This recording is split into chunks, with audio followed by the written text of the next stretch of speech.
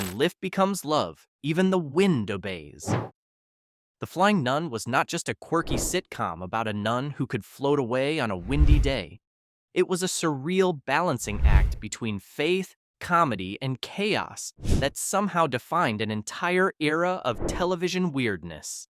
Behind its innocent smile was a world of tension, lawsuits, religious outrage, and a young actress trapped in a role she never wanted. Today we are revealing 20 weird facts about the Flying Nun that even devoted fans never knew. Sally Field tried to quit before the show even aired.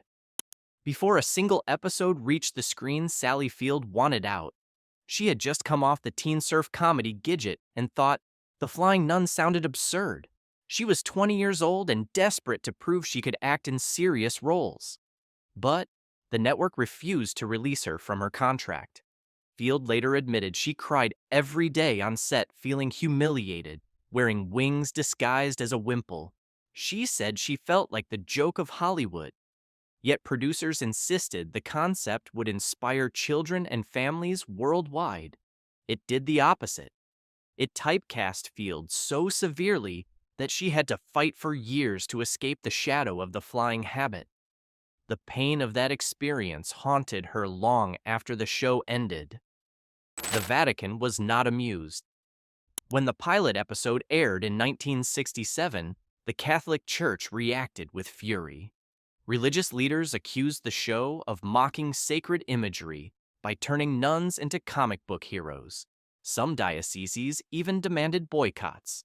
The producers tried to calm the outrage, claiming the show had moral lessons about charity and compassion. But the Vatican refused to endorse it, and priests warned congregations not to watch. For a brief period, certain Catholic schools even banned students from mentioning the program. The irony is that ABC promoted the show as wholesome family entertainment. The backlash only fueled ratings, at first making it one of the most talked about shows of the decade. Yet beneath the laughter was genuine controversy about faith turned into spectacle. The flying effects were dangerous and painful. The illusion of Sister Bertrille soaring through the air might look lighthearted, but it was a technical nightmare. The crew rigged Sally Field with hidden harnesses and steel cables attached to cranes. Each take left her bruised and dizzy from the strain. Sometimes the wires snapped mid-shot, causing her to crash into set walls or props. She once said she felt like a puppet instead of a person. The studio refused to hire a stunt double, believing audiences would notice. They even tested her wind speed, using industrial fans so strong they nearly blew over cameras. Every flight sequence was torture disguised as comedy. Field's discomfort became part of the show's strange authenticity. It wasn't movie magic. It was endurance disguised as levity. The network ordered writers to add social commentary. By season 2, ABC executives panicked that the premise was too silly. To add credibility, they demanded storylines about poverty, immigration, and moral duty. Suddenly, Sister Bertrille was solving social problems between slapstick scenes. The tone shifted wildly from heartfelt sermons to absurd physics. One week she helped an orphanage. The next, she crashed into a billboard. The creative clash confused viewers and infuriated writers. They wanted to write comedy, not moral essays. But network memos insisted on weekly, uplifting messages. It wasn't just sitcom chaos. It was corporate control disguised as conscience. The result was a show trapped between satire and sincerity, never knowing which sky it truly wanted to fly in. Sally Field's costume nearly suffocated her. The famous flying habit looked simple on camera, but it was a heavy nightmare in reality. The headpiece, known as a cornet, was made from stiff, starched fabric that trapped heat and restricted breathing. Field often fainted under studio lights while crew members rushed to loosen the straps. She once joked that the costume made her feel like she was wearing a wind tunnel on her head. Makeup artists kept fans nearby just to cool her between takes. During outdoor shoots, the giant headpiece acted like a sail pulling her backward whenever the wind picked up. What seemed like gentle flight on screen was constant physical misery behind it. Every laugh from the audience came at the cost of her comfort and safety. The show was filmed in a real convent. Almost. Producers wanted authenticity and decided to shoot many exterior scenes at the historic San Juan Capistrano Mission in California. The crew thought the ancient arches and gardens would lend the show spiritual gravitas. But locals were outraged by the decision. Religious groups protested filming holy imagery for a comedy about levitating nuns. The mission eventually limited access, forcing the team to build elaborate replicas on the backlot. The fake convent cost thousands more than planned, and the noise from studio airplanes constantly ruined takes. The irony was hard to miss. A show meant to celebrate faith had to fake its church to keep filming. Even Sally Field later said it felt like Hollywood was trying to imitate religion without understanding it. Sally Field was secretly ashamed of the show's popularity. While audiences adored the Flying Nun, Field felt deep embarrassment about her fame. She would avoid interviews and public appearances to dodge questions about her magical nun. She worried that serious directors would never take her seriously. Her fears came true when casting agents openly mocked her at auditions, calling her the one with the wings. That pain hardened her resolve to prove herself. She began taking acting classes in secret between shooting days, working with method coaches who taught her emotional discipline. Years later, when she won her first Oscar for Norma Ray, she reportedly thanked those years of humiliation for teaching her resilience. The Flying Nun might have been her prison, but it also built the foundation of her strength. The theme song was written in a panic. ABC executives demanded a catchy theme song just days before the show's broadcast debut. Composers struggled to craft lyrics that captured both comedy and holiness. They tried everything from gospel harmonies to pop jingles before finally recording the now famous tune about a nun who can fly. The songwriters reportedly finished it in one night, fueled by coffee and exhaustion. The recording session ran until dawn, with backup singers collapsing between takes. When the producers heard the result, they hated it at first, but there was no time left to rewrite. Ironically, that Rush theme became one of the most recognizable TV openings of the 60s. It sounded cheerful and innocent, but behind its melody was pure production panic. Sally Field's co-stars defended her during breakdown. By the second season, Field's stress became visible. She was exhausted, bruised from the harnesses, and mentally drained from ridicule. Her co-stars, Madeline Sherwood and Marge Redmond, quietly supported her behind the scenes. Sherwood, a real-life activist and nun sympathizer, became her mentor, teaching her about discipline and dignity. Redmond reportedly stepped in to cover dialogue when Field broke down crying between takes. The crew began adjusting shooting schedules around her emotional health, something unheard of in that era. In a business that often discarded young actresses, Field found rare compassion. It was friendship that kept her from walking off the set. Behind every miraculous flight was a small act of kindness keeping her grounded. The show was accidentally a feminist statement. Go ahead and like and subscribe, because here's where the story gets surprisingly deep. Though it was meant as lighthearted entertainment, The Flying Nun became a quiet symbol of liberation. In an era when women on TV were housewives or secretaries, Sister Bertrille soared above patriarchy, literally. She followed her own instincts, disobeyed male authority, and helped others on her own terms. Feminist critics later re-examined the show, calling it unintentionally progressive. Sally Field herself didn't see it then, but years later she admitted that Sister Bertrille's flight represented independence, an escape from what society expected women to be. Beneath the slapstick and moral sermons was an early image of female autonomy wrapped in absurd comedy. What began as humiliation evolved into accidental empowerment. The show was created by accident. The Flying Nun was never supposed to exist. ABC initially commissioned a serious drama about a missionary teacher in Puerto Rico. But during early development, a network executive found a children's book titled The 15th Pelican and pitched it as a comedy instead. The concept changed overnight, from solemn storytelling to supernatural slapstick. Writers scrambled to rewrite everything in just a few weeks. Even the tone confused the original director, who thought he was making a heartfelt moral series.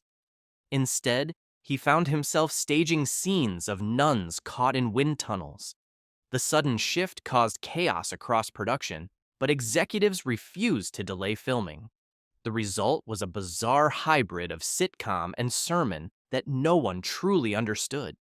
It was never planned. It was an accident that somehow found its wings. The Puerto Rican government nearly shut down filming. When producers chose Puerto Rico for the show's setting, they expected sunshine and cheap labor. What they got was political tension and public outrage. Locals accused ABC of exploiting their culture with stereotypes and fake Spanish accents. Even worse, early location shoots disrupted neighborhoods with noise and traffic. The Puerto Rican government eventually demanded that filming be moved back to California unless the script stopped mocking island life. ABC reluctantly agreed. Future episodes only used stock footage and rear projection to fake Caribbean scenery. Ironically, those fake backdrops became part of the show's surreal charm. What looked like a cheerful tropical paradise was mostly cardboard and paint. It was Hollywood's version of heaven built on protest and illusion. Sally Field's mother was horrified by the show. Sally Field's mother, Margaret Field, herself a former actress, reportedly hated the premise and begged her daughter to quit. She thought the role demeaned women and religion alike. But Sally's contract locked her in. Their relationship became strained during the series' run. Margaret worried her daughter would never recover from the stigma of playing a flying nun. Sally later admitted she felt torn between wanting her mother's approval and needing to survive in Hollywood. The show became a symbol of that inner conflict. Years later, Field said the experience taught her how the industry could consume young talent for novelty. The Flying Nun didn't just mock gravity, it exposed the painful weight of parental expectation under the spotlight. The ratings were a blessing and a curse. When The Flying Nun premiered in 1967, it was a surprise hit. Millions tuned in to watch the strange sight of a nun taking off like a kite. Merchandise exploded. Lunchboxes, coloring books, and dolls filled store shelves. But success came with pressure. ABC demanded faster production and more episodes per season. Cast and crew were pushed to exhaustion, churning out 30 episodes a year. Writers ran out of ideas, resorting to increasingly absurd plots involving UFOs and celebrities. Field begged for cancellation, but ratings stayed high. By season 3, fatigue set in. Viewership slipped, and ABC finally pulled the plug. For Sally Field, it was liberation disguised as failure. The flight was over, and she was free to land again. The show inspired real nuns and angered others. Despite backlash, some nuns adored the series. They saw Sister Bertrille as a symbol of optimism and youthful energy within the church. Convents reportedly received letters from children asking if nuns could really fly. Some sisters even used the show in classroom lessons about faith and imagination. But traditional orders called it sacrilegious. They argued it trivialized vows of devotion.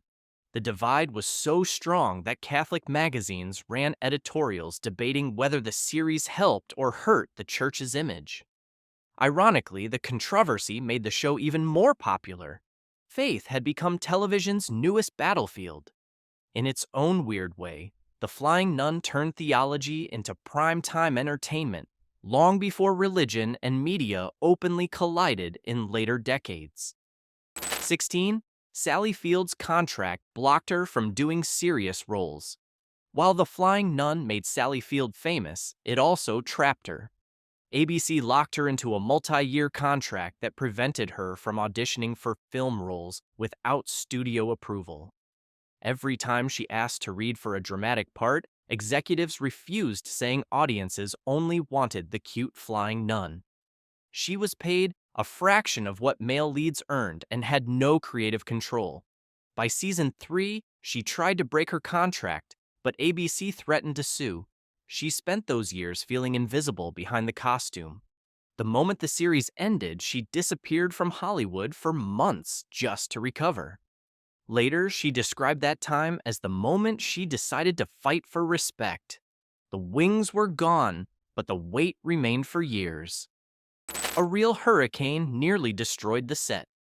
During production of Season 2, a sudden Pacific storm hit the Los Angeles backlot. High winds tore apart the replica convent roof and scattered props across the lot. Ironically, the same element that made Sister Bertrille fly nearly ended the show for good. Crew members worked overnight to rebuild while ABC refused to halt shooting. In a strange twist, Sally Field had to perform a flight scene the very next day under still dangerous wind conditions. The irony wasn't lost on anyone. What the audience saw as fantasy had become terrifying reality. The set was rebuilt stronger, but morale never fully recovered. To the cast, the storm became a symbol of everything wrong with the production. Forced smiles hiding constant danger. The show's merchandise outlived the series. Even after cancellation, The Flying Nun refused to die. ABC licensed every possible product from board games to lunchboxes to coloring books. There were even Halloween costumes modeled after Sister Bertrille's habit. For years after the final episode, children dressed as flying nuns across America. The strangest product was a doll with spring-loaded wings that often snapped and injured kids. Parents complained, but the toys kept selling. In a rare interview, Field said she never received a single royalty check from that merchandise. The show may have been gone, but it lived, on in plastic and polyester. It was capitalism disguised as faith, and it proved the television's afterlife was often stranger than fiction. The cast had a secret pact of silence. After the series ended, most of the main cast agreed never to publicly mock the show. They respected how hard everyone worked, despite ridicule. Madeline Sherwood, in particular, defended the program, calling it a story about hope. Sally Field, however, avoided talking about it for decades. When asked, she would simply smile and change the subject. It wasn't until the early 2000s that she openly admitted how painful the experience had been. Her honesty finally broke the silence, and fans re-examined the show with sympathy. What had once been laughed at became seen as an artifact of courage, a reminder that even the silliest stories can leave deep emotional scars on those who tell them. The Flying Nun almost got a dark reboot. In the late 1980s, Columbia Pictures toyed with reviving The Flying Nun as a satirical feature film. The idea was to portray a modern nun grappling with fame and faith after gaining real flying powers. Several writers pitched dark comedic versions, but Sally Field refused to participate. Without her involvement, the project died quietly. Yet the very fact it was considered shows how deeply the show had burned into pop culture memory. Producers realized the absurd concept still had power decades later. The Flying Nun had become myth, not mockery. Though it never returned to screen, its image continued to haunt parodies, commercials, and fan art long into the 21st century. The wings might have folded, but the legend never landed. Sally Field found healing in an unexpected way. Years after escaping the show, Sally Field returned to the convent where The Flying Nun had filmed its pilot scenes. She met real sisters who had secretly prayed for her during her darkest days. They told her they never saw mockery in her performance, only kindness. Field reportedly cried, thanking them for seeing humanity where she once saw humiliation. That encounter changed her view forever. What once felt like a curse became a strange blessing. The flying nun had embarrassed her, exhausted her, and nearly broke her spirit. But it also gave her empathy, humility, and endurance, the very traits that later made her one of Hollywood's greatest actors. The Flying Nun was never just a comedy about faith and flight. It was a strange parable about Hollywood itself. How dreams are sold, how innocence is tested, and how even ridicule can lead to redemption. So if you ever feel weighed down by life's winds, remember Sister Bertrill's lesson. Lift happens when you least expect it. Like, subscribe, and stay tuned, because in Hollywood, even miracles come with wires.